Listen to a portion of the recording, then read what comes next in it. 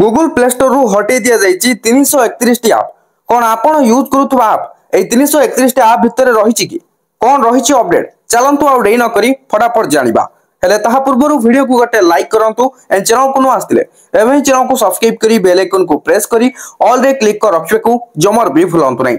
Cyber सुरक्षा company bit defender गवेषक माने Google play store रे 331 टी विपदपूर्ण ऐप खोजी हटाई दिछंती। ए ऐप गुड़िक विज्ञापन ठकई एवं फिशिंग माध्यम व्यवहारकारी व्यक्तिगत सूचना चोरी करुथिले।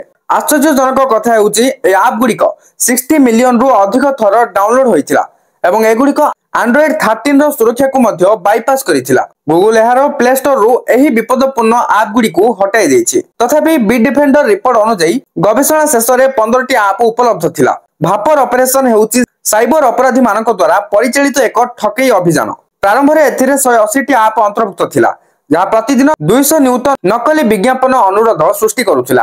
वर्तमान एही संख्या 331 ऐप रे पहुंची जहाँ trackers QR scanner nurse apps एवं बैटरी ऑप्टिमाइजेशन भली वर्ग रे विस्तारित। ए ऐप गुड़िक मध्य aqua tracker click save downloader एवं स्कैन हक अंतर्भुक्त जहाँ 1 नियुत थर डाउनलोड हो सारी सहित ट्रांसलेट स्कैन एवं बेट वॉच ऐप अंतर्भुक्त जहाँ को 1 लाख रु 5 लाख डाउनलोड करा जायछि। ए ऐप गुड़िक अक्टोबर 2024 रु मार्च 2025 मध्य गूगल प्ले स्टोर रे अपलोड करा जायथिला। एबे जब किछि नुवा अपडेट आसीथिला ए वीडियो को शेयर करी समस्त पाखरे अपडेट को पहुंचे दियंतु। ए वीडियो किछि इन्फॉर्मेटिव थिला निहाते लाइक कर देबे, चैनल को सब्सक्राइब करिया को भूलिबेनी। Thank you for watching.